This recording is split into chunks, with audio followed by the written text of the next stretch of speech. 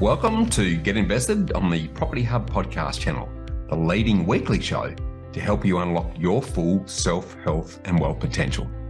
I'm your host, Bushy Martin, and each week I go deep with the best investors, experts, leaders and founders to find out what it takes to break free from the grind, discover freedom and live by design.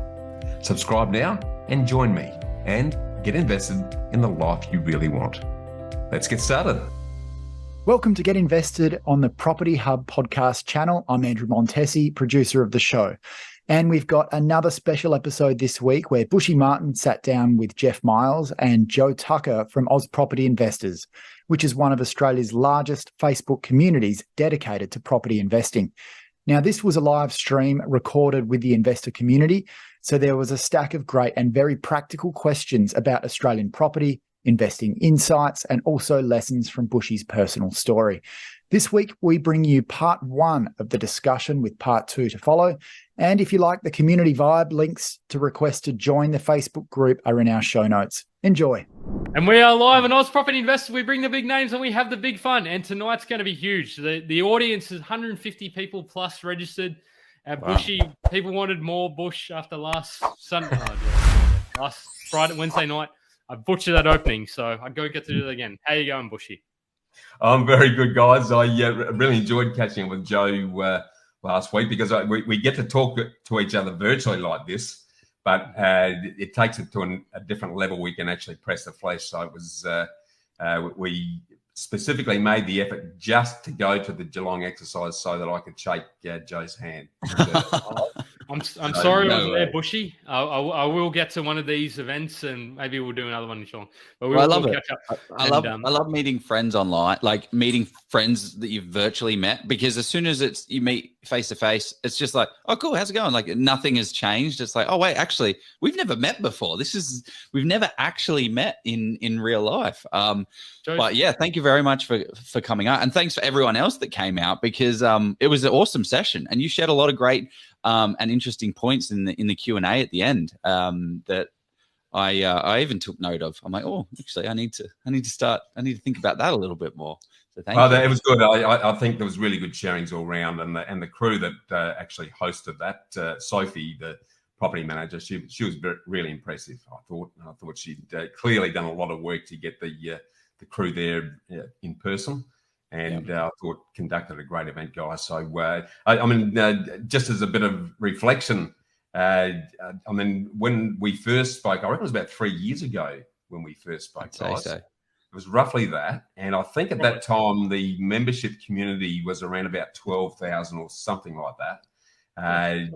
Joe was telling me last week, we're now talking 40-odd thousand. Well, I absolutely take my hat off to you guys.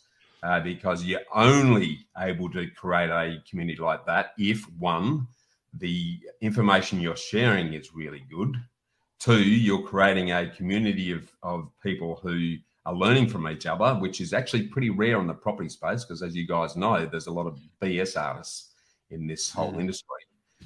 So it's a real credit to you guys. It's it's not easy. Having done similar sorts of things in the past, but not to the level you're doing, I can imagine there's an enormous amount of work you guys are doing behind the scenes to make this all happen. It's almost like a second job to you guys, I would have thought. Full credit to you both, guys. You've building an amazing community, which is going to make a big impact on Australia's future, because those who take the advice and do the work are going to be a lot better off down the track directly as a result of what you've created and what you're sharing. Thank you, mate. Well, it's people like you that jump on and share the valuable insights. Like I think people underestimate how easy it is to just ask questions, and that's all me and Jeff do here. We're just juicing the brains that come on into the live session. So, mate, you're a part of that. Get ready to get juiced. I've got my blindfold cigarette, guys, so I'm ready to get shot at. Far away. Oh wow! So how you going, Joe? Let's get on track. How you going, Joe? How's your day, man? Mate, busy day. I am ready. I'm ready for tonight. We have the Freedom Formula author, Mr. Bushy Martin. I was catching up and reflecting on some of the insights that we're about to share tonight.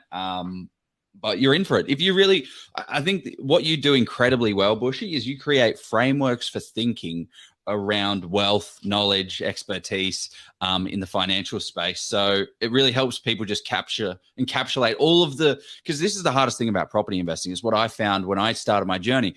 What happens is the spruikers, the big companies that have hundreds of thousands of dollars, do all of the education. So everyone gets hopped up on that. They're like, yeah, depreciation, off the plans, house and land. That's how I make my money. And it's only when you start to unravel that you start to see the BS. But you do really well in this book. And what's the other? I've got the Freedom Formula. What the other? Yeah, so Get Invested is the intro. So we basically give that away for free. In fact, for anyone listening tonight who wants a copy, but they just jump on the website, you can just plug in your details and you can download a copy straight away. Or if you want a hard copy, you just pay for the postage and you've got it there. But that's the appetite whetter, really. I'm really just wanting to wake up and shake up people to the need to invest. It's not all about property either, by the way, because I just want Australians to invest in something other than just work and super. And the mistake of thinking that paying off your home is going to get you to where you want to, because it's a pretty sad story if that's what you rely on. So the Get Invested thing is really just to get you excited about it. Then the step-by-step process is really detailed in the full volume of the Freedom Formula, guys. Well, we'll go deep into that. We'll put it in the little show notes and stuff.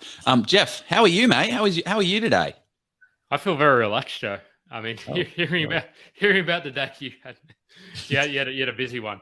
I've been loading Joel with a lot of things to do, but no, I'm really good. And I was digging into some of the stuff that you've put out there in the last couple of months, Bushy, and just I reflected upon that whole 200K passive income, and just that generated so many people just asking a lot of questions and sort of saying, well, why has he stopped? Like, how did he get there? How long did it take him? And just like, it's a very clickbaity sort of, but I'm very well. But I was reflecting on that, and I was just thinking, yes, it is super impressive. At the same time, I was reflecting on even like Toddy Sloan and how he says you shouldn't idolize, normalize. Like, not to say that what you've achieved isn't fantastic and amazing, but it's like you've actually just created the process and just followed the process. Like one foot, like you put your leg in. How do you put your pants in? One leg at a time. So it's, as we want to sort of demystify some of that sort of stuff, because you are an amazing individual and very talented, but at the same time, I think you are. Yeah, like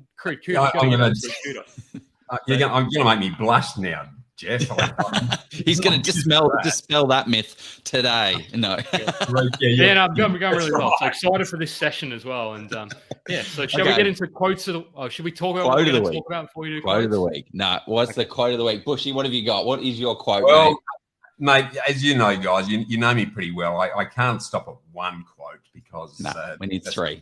I put three together that sort of complement each other. So the first one, I reckon you all would have heard before, and it's a Warren Buffett classic, and that is, wealth is the transfer of money from the impatient to the patient. And I used that one tonight because it's pretty relevant to what I'm going to talk about, because you know what you've just said there, Jeff. The exercise has been 15 to 20 years in the making, mate. So it's not overnight stuff. It's just doing the do and sticking to the knitting that's key. And I'll unpack a lot of that tonight. The second quote is that, and this is more inspirational, and you, again, probably heard this before, but if you don't go after what you want, you'll never have it. If you don't ask, the answer is always going to be no. And if you don't step forward, you'll always be in the same place. So again, that's what I'm saying there, and why I think it's relevant tonight is that people need to actually take action. I see a lot of people in the property space who are gonna, and they end up being, well, we coulda, shoulda, woulda, but they don't actually do anything because they analyse things to death and then actually don't make the move. And there's no such thing as a perfect property. You just need to get in there and learn as you go. I'm not saying be stupid about it and just buy the first property that comes across the board, but take some action is the key. And then the third one, which I think is relevant as well, is that a wise person does it once what a fool does at last. Both do the same things, they just do them at different times. And it folds back onto what I was saying there in relation to, you know, those that say they're going to do something but never get around to it versus those that take the action and then reap the reward. So yeah, that's my thoughts on that. They're solid. There's some solid quotes. You got a whole heap of quotes in your book as well. All my favorites are in the book, mate. Are there people that are alive though? Because did you get copyright for that? Oh no, I've referenced them. I've referenced them. Whoever said them, they're in there. But I don't know about you guys, but I like to start my day with a really good quote. It sets the tone for the day for me. And I used to do a motivational Monday quote. I did it for probably 3 or 4 years on Monday on Facebook, and I maybe I should get back into it. But on to that point about people sort of not taking action and just sort of sitting back. I think the other thing is people sort of dwell on what they hadn't done and what the opportunity they missed out on. And by dwelling on that, they've actually then missed out on the next opportunity, because the Sydney boom, for example, 2012, Joe and I kind of missed that a little bit. And then we did miss it. We kind of did miss it. We did miss it. But we said, well, okay, cool. Well, we missed that now. So we're not going to sort of sit around twiddling our thumbs to wait till the next one. We actually took a bit of action and bought a few properties and made a few mistakes here and there and trusted the keys to our financial future with some decisions that weren't fantastic, but we learned a lot from it. So I think, that's another. Yeah, that's a very good point, because that's a boom we've just seen. If anyone thinks that we're going to have the past 2 years in the next 2 years, it's not necessarily going to be the case. You need to stop looking for these hot spots and start looking at some more of the fundamentals, in my opinion. But anyway, quote of the week. We're at quote of the week time. My quote actually ties in very nicely with what you were talking about, Bushy, and I thought this one would be very relevant for you. It is, if you think trying is risky, wait until you see the bill for not trying. If you think investing is risky, wait until you get the tab for not investing. That's by Zig Ziglar, and I saw that the other day, and I'm like, perfect. That is so true. That is a cracker. I just feeding off that one, Joe. In the Freedom Formula, we had a client years ago who came to see us, who was all keen to guess. She was a doctor. She was well heeled. She had good income, great equity. We got her all set up. She was good to go. And then she sort of drifted off. I didn't hear from her for a long time. And I bumped into her about 10 years later. And I said, Margaret, how did you go? She said, well, Bushy, life got a bit busy and we ended up spending the money that you set up on renovating the house. And But now we're ready. We're ready to invest now. We're ready. So I actually sat down and I calculated what she'd missed out on by waiting 10 years to do it. She'd missed $2.4 million in nest egg growth over that period. Wow. And if you amortize that back, for every week she actually delayed investing, it cost her over $4,600 a week. Wow. So, wow. The growth is exponential, so it's not linear like that. But just to put some, meaning around the exercise, the cost of delay and the impact of time on your investing, as I'll reveal more tonight, is a big one. Love it. Yeah, love it. Okay, Jeff, what have you got? What's your quote, mate? And then we'll start chatting. Mine's fairly, I wouldn't say unremarkable. I really, I think this guy's an amazing individual, or was an amazing individual. It's by Nelson Mandela, and he said, "It's always impossible until it's done." So that was very much nearly my quote of the week. So could you? Yeah. I picked mine probably before yours. I picked mine this afternoon, so maybe not. Yeah. Maybe I've given you not enough credit. Well, but no, I think that I was trying to link it back to that 200K income and just the trials and tribulations that Nelson went through, and Mandela's a kind of somewhat polarizing figure in South African history. But having studied the bloke and been out to Robben Island, like I can't fathom how much kind of trial, how much challenge he went through, and how much sacrifice as well. But he got there in the end. Became the president of South Africa and got a lot of what he was seeking for or looking for. Well, it's definitely not as hard as property investing is, that's for sure. Trying to buy a property in Perth, and geez. But anyway, yeah, exactly. Try buying a property in Perth. No comparison. So tonight, what are we going to talk about? We are speaking with Bushy Martin, the man, the myth, the legend of Know How Property and Get Invested podcast. Awesome podcast. Go back to some of the oldest series, and you have an awesome, massive, long intro that Bushy used to do, and he's shortened them down. He shortened them down a little bit. I used to listen to the first part, your intro, for 40 minutes, and then I'm like, cool. I've got off the train now. I'm going to listen to the next 40 minutes on the way back home for the interview of the people. But so I want to, let's unpack this gentleman's property investing journey and Jeff is going to do a great intro for us shortly, so you guys can have a bit more context to it.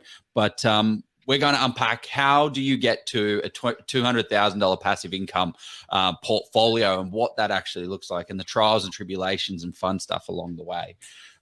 So I'm excited for that. What I was going to say as well is if anybody has any questions, drop them in and we'll get to them throughout the show.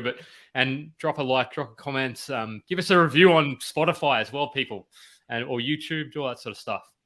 But to Bushy, the person of the hour or 2 hours, depending on how long he wants to chat for. So who is sitting in front of us today? So as Joe's mentioned a couple of times, there's a couple of books that Bushy's written, and they are. I remember reading this back when I was living in Sydney, and they just. I've read a lot of books, but it really resonates. If you've not read a lot of property investing or finance or mindset books, this is like almost a gateway drug to. I'd almost say it as the Australian version, maybe big call here, of Rich Dad Poor Dad. The Freedom Formula and Get Invested is probably the one that I think I read. So maybe it's a big call. I hope it's okay to say that. Mentor of the Year in South Australia, the Better Business Awards is 2019, and you won some awards for that as well. The Freedom Formula.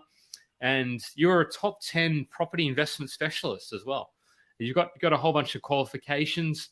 But the thing I love most about you, Bushy, is with your know-how, you've helped over 1,700, so over 1,000 sort of people secure over $600 million in property. So, wow. I mean, how good is that? 600 million. Like that might be a bit old. So have you cracked the billion yet? Not quite, pretty close to it actually. That is old. Those facts and figures. We're just under 2,000 that we've helped, and just a whisker under $1 billion. But wow. Yeah, and it's been a lot of fun, guys, and that's spread over a long period of time, by the way. So you know, I don't take compliments very well. I blush and feel pretty uneasy about it. But it's just doing the do, guys. It's just and you know I really appreciate your thoughts on the book, Jeff. That's probably overstated, but the reality is, I'd just like to get good, truthful, down-to-earth information out there in a way that everyone can understand, because it's not rocket science, the whole property side. A lot of people try and jargonize it to the point where it sounds like it is, but if you break it down and keep it pretty simple. Yes, there's some intricacies and some details that you need to learn along the way, but beyond that, it's just communicating it out there in a way that people can actually make use of it, and then most importantly, do something about it. Yeah. The other thing I wanted to say is I wanted to give some credit to your wife, Sonia, as well. I don't sort of think that you would have been able to necessarily do it without her. I mean, I'm not saying that you, but I just wanted, because oftentimes people. Underestimate the impact of partners and wives. Absolutely, and thank you, Jeff. That I will make some noise about it, because there's absolutely no question that the power of two with Sonia and I. And again, I'll unpack a bit of this tonight. But this is my second crack at a life partnership. I absolutely stuffed it up the first time, and I've got no one else to blame but myself for that. But gee whiz, I struck gold with Sonia, and what she brings to the table, the yin and the yang, when it comes to how we combine as a team, we're on the same page, and what she comes out with and some of the stuff she's able to do, and I'll share a couple of those things tonight, have been absolutely amazing, mate. So I absolutely kissed on the backside with my life partner. And she's very humble. She runs from the limelight. She's very uncomfortable when the spotlight's on her. So I'm the peacock, and she makes it happen behind the scenes. But there's no way I'd be sitting here talking to you if it wasn't for a massive contribution and partnership that I have with Sonia. She is a living legend. Yeah, she's amazing. I met you and Sonia as well, and a lot of the back end stuff of what goes on. I see the Sonia's touches every single piece of that, which is awesome. So thank you, thanks Sonia. Thank you. Yeah. People are saying, "Go Sonia." Yeah, Sonia, Sonia. Sonia, Sonia. Good John to the Aussie. Bushy, let's wheel this sucker all the way back. So How did you give us a bit of a rundown of how you got into the property investment sphere, or how did the kind of journey begin for you? Yeah, well, I will go right back because as I sort of spoke to you in the green room before we kicked off, guys, and I'd interview a lot of investors as well. And if we just focus on the property piece, that's okay. But what we're not sort of getting a handle in is the evolution and the progression of our knowledge, understanding, skills, capacity, the network that we improve, that all has a massive impact on the eventual growth of your portfolio. So I would really like to unpack some of that tonight, right from the get-go. And I'll weave in the personal with the professional with the property side. And I think it'll be a lot more meaningful to those people listening in, because if you isolate the property from what they're doing in life and what perhaps you need to be doing in life to make that journey happen, you're going to miss some of the key learnings, I think. So I appreciate the opportunity to do that, because in reality, guys, my life has actually been in two halves. If I look back on it, it's a bit of a Jekyll and Hyde type of exercise. If you're old enough to know who Jekyll and Hyde is. And I jokingly refer to it as the BC and the AD. So the BC is before my crisis when I was 33, and AD is after the divorce when I really got serious about the whole property piece. Because in the BC piece, if I look back, I did have a crack at some property in the BC piece when I was in my 20s. But I was really more a trader, speculator, or which is code for gambler, if you're being honest about it. And I was much more driven by ego and emotion than I was on, a lot of heart-driven stuff around the property side. Whereas once I got serious about the investment piece, it was a lot more head stuff that started to work it through. So let's go right back. I mean, with a name like Bushy, I'm a boy from the bush, very clearly. That's fairly obvious. So is that on the birth certificate? Like it's the No, my good father was the original Bushy. So he had long hair back in the 1930s when it was all short back and side. So everyone called him Bushy Tail, and it became Bushy. And Dad was a living legend. I sometimes get blessed with the family you get born into. He was an absolute cracker, and so I was always Bushy Junior as a kid, as you do. And when he passed, and to sort of maintain his legacy, to be quite honest, because I'm quite proud of what he did and the opportunities that he's given us. I just dropped the Junior and kept the Bushy tag, and now every time someone calls me Bushy, I think of Dad. So I'm very blessed with that, guys. But yeah, so country boy, born in a country town. I'm born in a tiny little spot called Groke in Western Victoria. Population of about 300, I think. I think the town almost closed when the family left. I guess why I mention this, it becomes obvious how this influenced things later on, because in reality, I was a punch-chested, flat-faced runt of a kid. So I had a hair lip, and you can still see a bit of the scar there. I can claim it as a boxing scar when I'm with the boys, but it's actually born with a hair lip, and I had really bad asthma. I used to spend all my time in bed. 4 out of 7 days I'd be in bed with asthma, struggling to breathe. So what I do to amuse myself, I used just to draw. I always had a pen in my hand. I was drawing, designing, creating, and I was in one of those typical Aussie families. The old man was a stock agent for a group, and so we moved around country towns all through my childhood. By the age of 40, I'd lived in 40 different places. It became a sort of a gypsy type of an exercise because we're always moving, and that hasn't left me, by the way. I love traveling. I love living in different places to meet new people and enjoy new experiences. But where that led to, and where the property piece comes in, during my teens, my good father, he became a land speculator. So he didn't earn much coin in those days. It was pretty tough. But I remember spending a lot of my weekends sitting in the car driving around the place with him. he was buying blocks of land and then assigning the contracts and selling them before he had to settle on them, so that he could take the improvement and then he'd roll that over. So he did a whole heap of these in a fairly short space of time, and that sowed a little bit of a seed.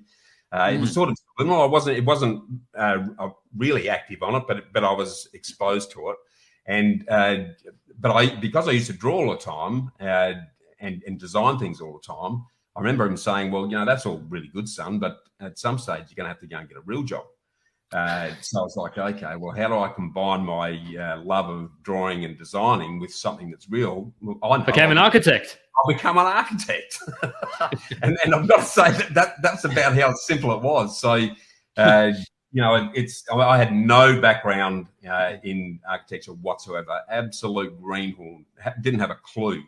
That's the truth of it. But did the 5-year course, was probably smart enough to work with a few builders and put on the overalls and the nail bag and actually learn how stuff was actually done during the process. So I became a fairly useful, rather than a lot of architects who are great at drawing things, but when it comes to building it, they're always referred to as effing architects because it's almost impossible to do what they're suggesting. So that was pretty much the start of the exercise. And during that sort of BC piece, the before crisis exercise, I was pretty much like most Australians. I was living for the Australian dream.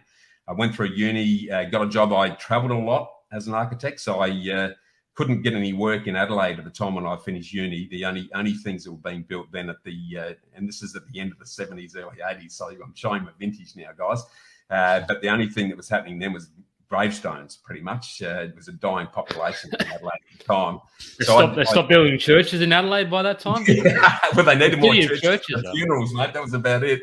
But I went and worked. In fact, I worked for free for a stretch in Adelaide just to get some experience. But I got a job with a crocodile skin farmer up in New Guinea who decided that he was making big money and he wanted to get into property development, and he's sick of paying architectural firms, so he thought he'd employ his own in-house architect to do his work. So I went up there gung-ho. I call it my Indiana Jones days because the only people that go to PNG, and this is in the 80s, were mercenaries, missionaries, or madmen. And I'm still trying to work out which category I fitted into.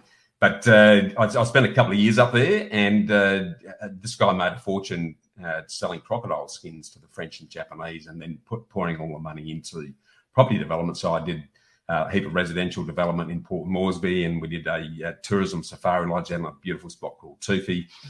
Once I'd finished there, I went to Darwin, and it was boom time in Darwin. There was a lot of work happening at that point in time. No, I spent a couple. Was this the late 80s, was it, or early 90s? Or this is still in the 80s, and it's when I hit Alice Springs that I actually got into property for the first time.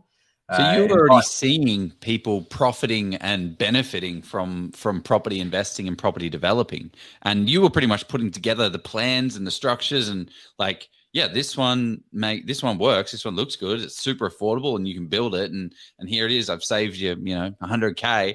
And then they're like, great, thanks. Here's your pennies, and I'll go build it and make my money. Spot on. And there's the danger.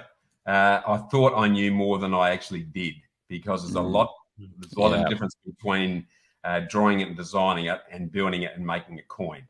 And so my first entourage into the property space from a personal perspective, and this was early 80s, we did a 1-4 redevelopment in Alice Springs. There was myself and just start listening to this because this is a combination from hell. So myself and 2 others plus a developer come builder. We all went in it together. We didn't sit down and really think about exit strategies in any detail. Because we were good architects and there's some pretty average stuff being done in Alice Springs, our view was we would build this Taj Mahal that was going to be so much better than everything else and stand out and win all sorts of awards that people would fall over themselves to pay lots of money for it. Dumb idea. So that was our first mistake. And again, it took about 18 months for these things to go from inception to completion, and the market had completely changed over that time. So, the asking price or what we needed to get out of them wasn't even close to what people were prepared to pay. So and this is your first foray into actually owning your. How did you decide to actually do that? Like, what was? It just seemed like a good idea at the time. As you said, Joe, how hard can this be? I'm seeing all these guys doing it, and we're drawing it and designing it and project managing it. Gee whiz, this can't be that difficult.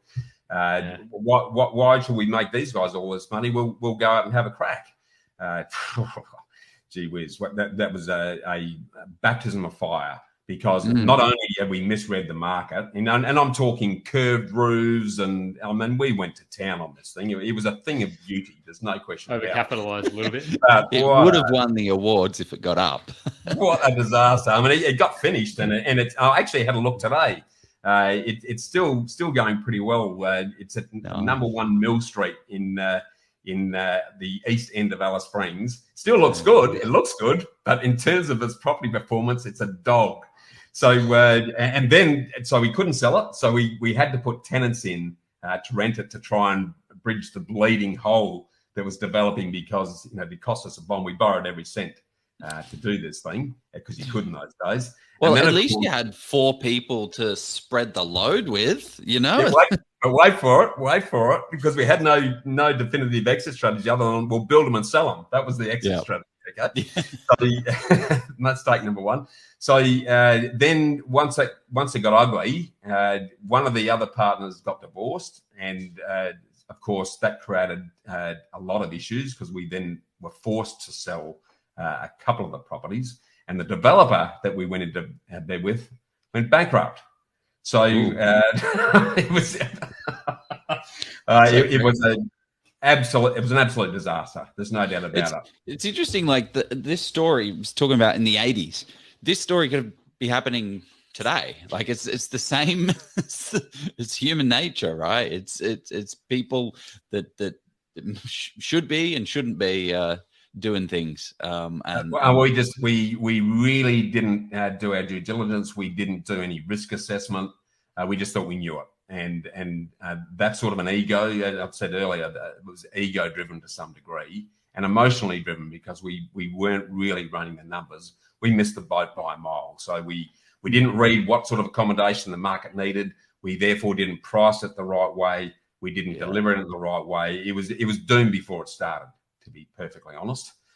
So a massive learning early on, and this might sound silly, but my biggest mistakes have created my biggest learnings. And it might sound crazy, but mistakes are actually big lessons in the making. So I don't mind making mistakes, because you're forced to have to learn. The mistake that a lot of people make, though, I think, is they'll make a mistake like that and they'll never go back. They'll wash their hands and probably walk away and never do it again, rather than go, well, okay, what did we do wrong? What do we need to do differently? And I've seen it with generational. I've seen generations of people that did that exact situation. Oh, no, my parents had a terrible experience with property investing. I'm like, have you tried it? Because you've got excess capital and you're putting all this money and it's just sitting in the bank account. Like, what are you doing? Well, property's not for me. So, you're looking at that, and it's not. I've actually seen it. I've seen it with a good friend of mine, and he's sort of, because his dad invested in sort of town, like some those vacation sort of stay places, and just absolutely had destroyed him financially. And then he decided that the property wasn't for him. But through chatting to him, he's decided to get back on the property bandwagon and has done okay. Probably done even better than me, actually. Well, it's very compelling if you do your homework on what property can do, and given the incentives we enjoy in this country, there's no better asset vehicle to build wealth. There's no question. Have you got any tips for like partnerships, like some of the key learnings that you got from the partnerships that didn't work out? 100%. Have a watertight shareholders agreement right from the get-go that spells out what all of the potential exit strategies are, and all of the what ifs. What are the what ifs? If I get hit by a bus, what do we do? If there's a crash in the property market and they're vacant for months, what do we do? If the properties are damaged, what do we do? Inculcate all of those into a JV come shareholders agreement. and do that while you're friends and while you still love each other before you've done anything, because then when it gets ugly, then you can pull it off the shelf and all the hard decisions are made. And that paid dividends later on too, by the way, because in one of my future business exercises, which I'll talk a little bit about, we did exactly that. And when it got to the point where we decided we were going to go separate ways, we just dusted it off, pulled it down, executed, and we're all still mates and all still catch up.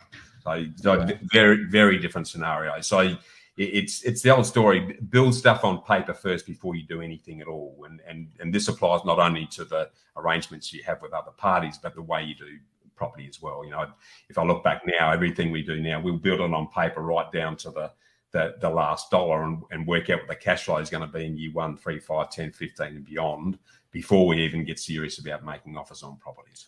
So you got us to the end part of the journey, Joe. You got us to that stage. Yeah, well, and I'm going to bounce around a fair bit here. So that was number one, and I was a what you call a rent investor now. There was no such term in those days, of course, because I was just renting in Alice Springs. But not long after that, I went down to Adelaide to open an architectural practice in partnership with a guy from Alice Springs, because we couldn't get staff in Alice Springs, but it was easy to get architects in Adelaide and do work in Alice Springs. So I went to Adelaide. I got married in a massive hurry, as you do when you're young and stupid. And I ended up buying my first home not long after that. That was in Glynde in Adelaide. And I'm just trying to remember numbers there. I reckon I picked up that property. And again, this was an emotionally driven purchase. So I fell in love with it. Yes. Yep. It was. It didn't become that, by the way, because I ended up bouncing around. So we lived in it for 3 months, I think, and then I got posted back to Alice Springs. So we used the 6-year rule, where it can still be your PPOR, but we lived in Alice and then managed to sell it without capital gains because was the Northern Territory booming this much, where the majority of your work as an architect was happening up there? Yeah, I mean, it appealed to me. Yes, there was a lot of work. I mean, Alice Springs was going through a massive boom during the 80s. Post-Cyclone Tracy in Darwin and then the flow through to Alice, there was a lot happening. And I ended up being the project architect for Ayers Rock Resort. And I actually lived out at Ayers Rock Resort for about 2.5 years. Was that Yulara, was it? Yeah, Yulara, yeah. So created all of the... I've been there. Yeah, Desert Sails, the Outback Pioneer, the Desert Gardens. I know that place like the back of my hand. As a consequence of basically being in the red dirt for a couple of years.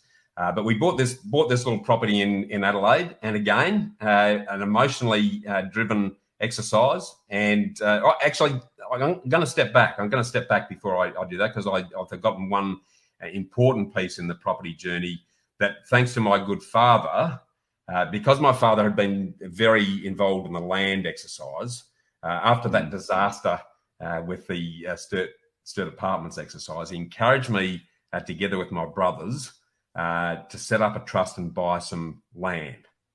So we bought some land. It was about 1984, I think we bought this land, and it was bare earth, basically on the edge of a little town called Wollonga, south of Adelaide.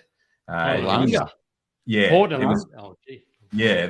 was quite big. There was I think we had around about 150 hectares or thereabouts. It's a big piece of dirt, but agricultural land at that time, it was dirt cheap. I mean, it was dirt cheap, and it had a number of titles on it. So the idea was, because Dad had just seen what I'd done on my own and burnt a heap of cash. So he said, son, it's about time you wake up to yourself. Let's land bank some stuff that you can eventually, when you get yourself in the right position, build a home on down the track.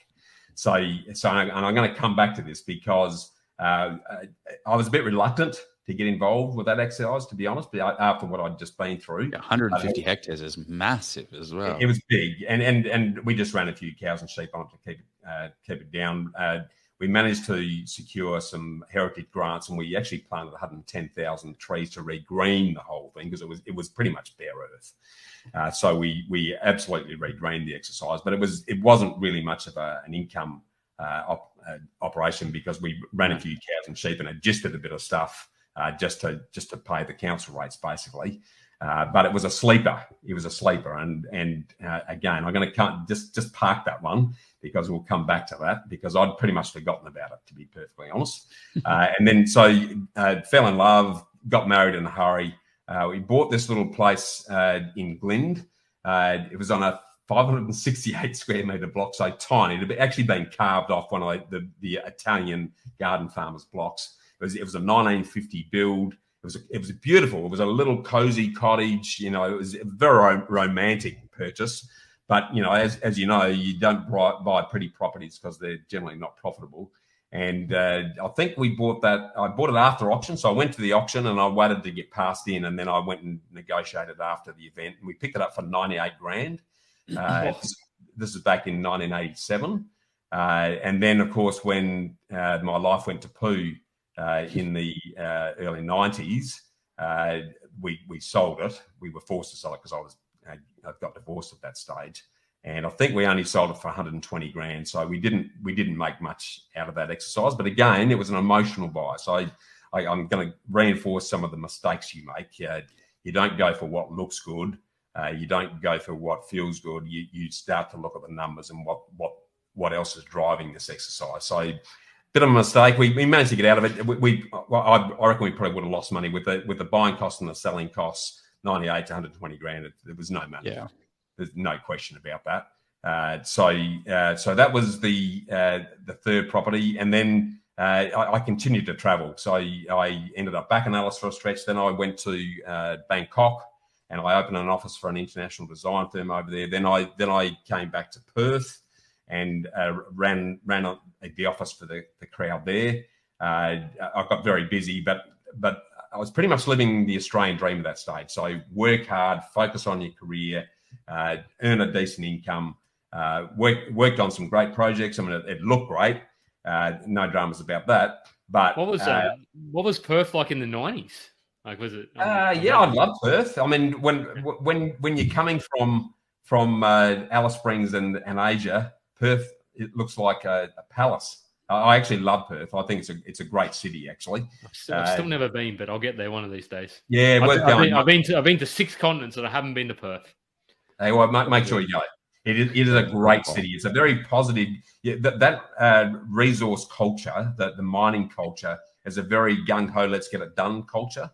If I compare that with Adelaide's a very conservative, old school gentry exercise.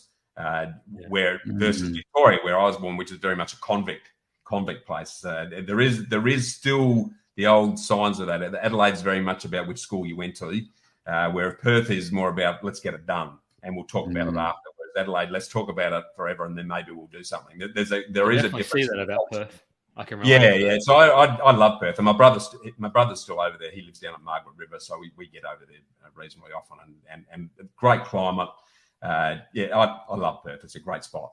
But reality was I was a workaholic by that stage. I'm a closet perfectionist anyway, and which is my biggest challenge, to be honest.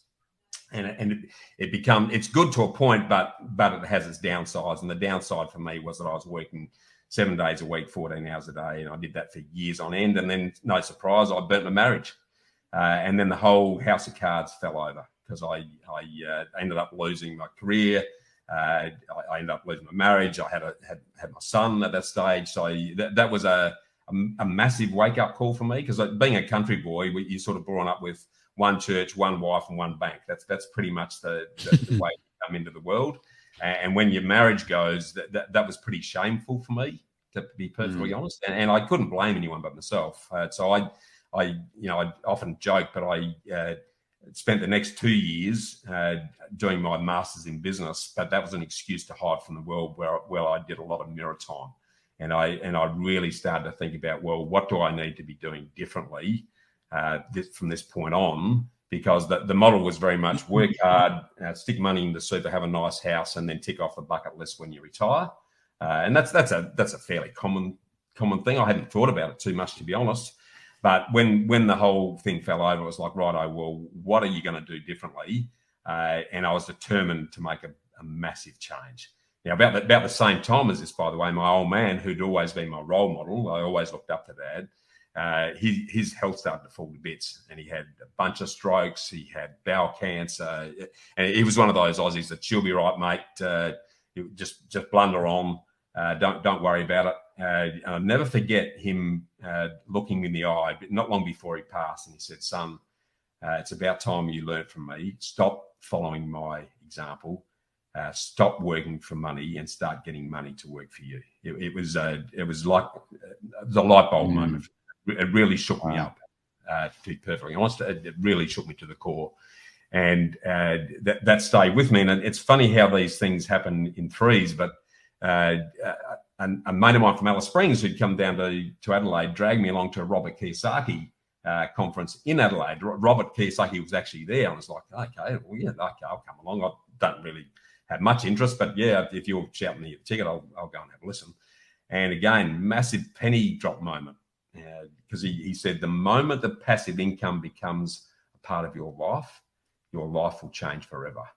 And it was almost like I'd taken off a set of glasses and I could see the world completely differently from that point on. So I grabbed his book, I grabbed his board game, the cash flow game. I just immersed myself in this stuff.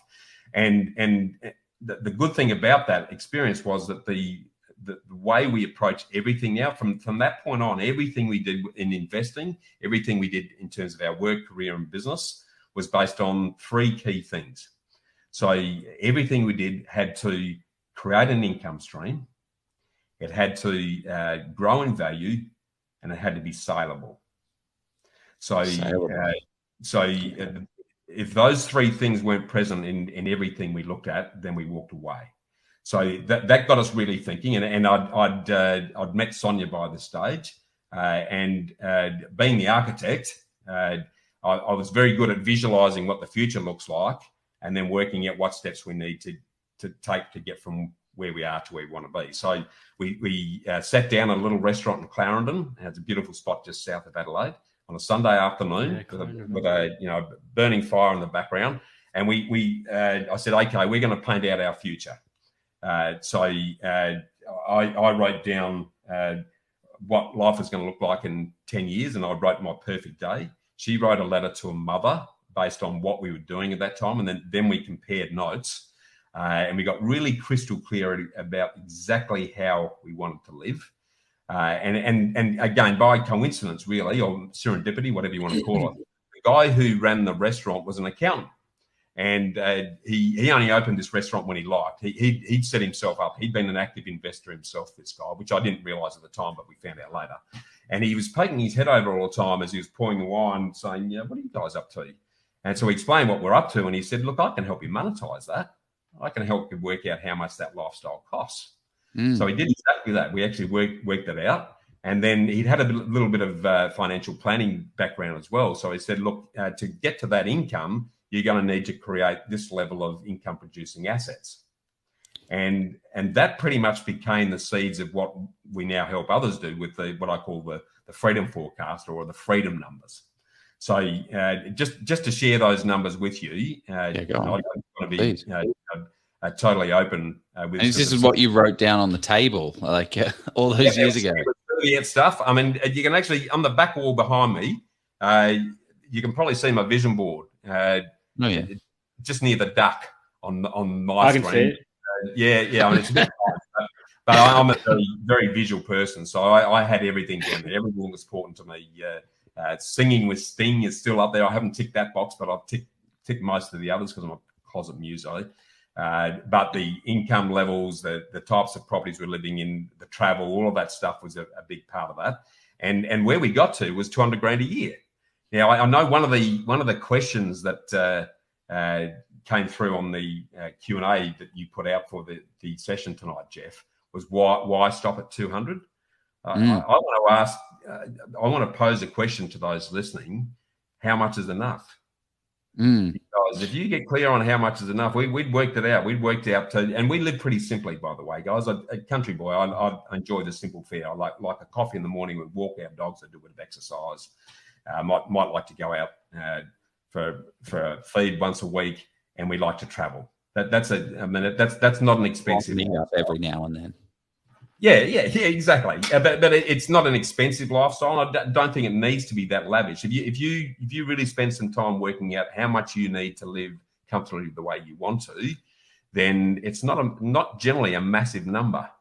So yeah, especially when you factor out like how much transport costs is, like how like you're buying all this nice clothes for work. Do you actually enjoy a 3-piece suit or whatever it is? You can really start to look at the reduction of costs that you can have if you're just living. And I suppose the other thing when you sort of say 200K, like that's some of that's from property sort of income, or probably, I don't know how much of it is, but a good majority is from property investments. So you'd sort of say that rents are going to increase. So the rents have gone up by 10 to 15% or whatever. I mean, generally.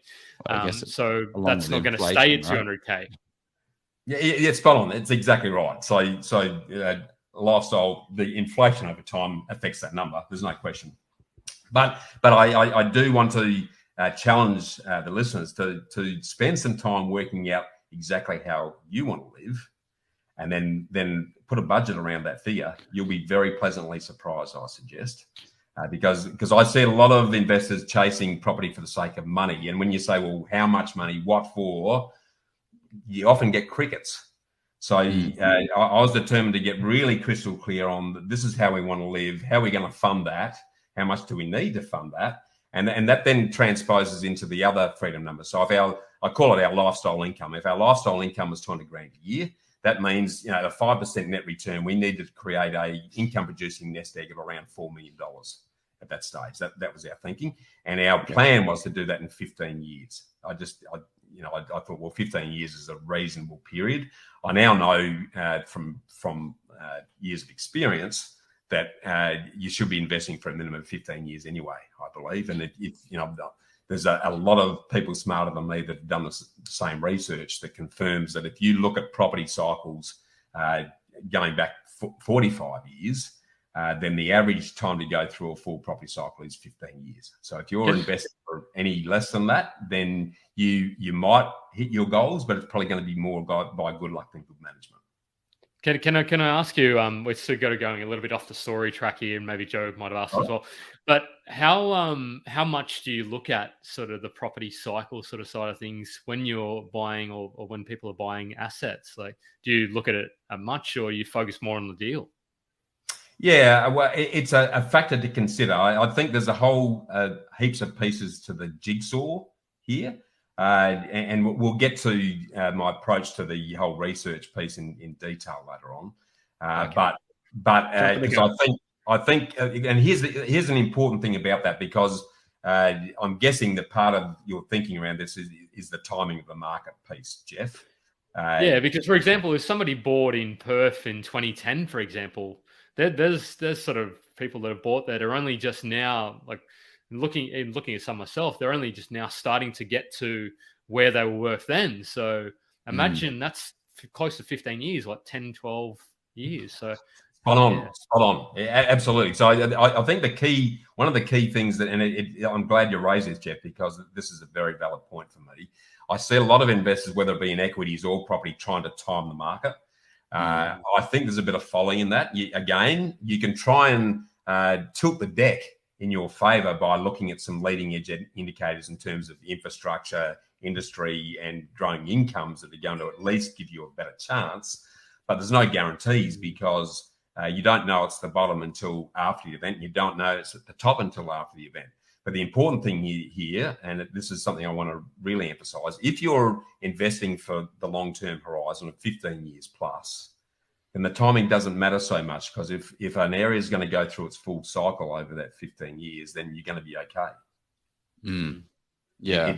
It desensitizes the need to have to buy at the bottom and sell at the top. So did you know, when you were writing down this kind of freedom number and freedom, well, maybe not the formula, that because you created that afterwards, did you know the how you were going to get there? Or were you saying, no, this is the dream lifestyle that we are wanting to create. This is what we want. This is where we want to be, and then let's go figure out the how. Is that kind of how it Absolutely. It's again, this was probably subliminally the architect in me. It's really get vivid and clear on what the end exercise looks like, and then work out how we're going to bridge the gap. So, but the starting point, given what I'd just been through, and guys, to emphasize this, at 33, I was on the bones of my backside. I got out of the marriage with a beaten up old Toyota and a bunch of cassettes. That was it.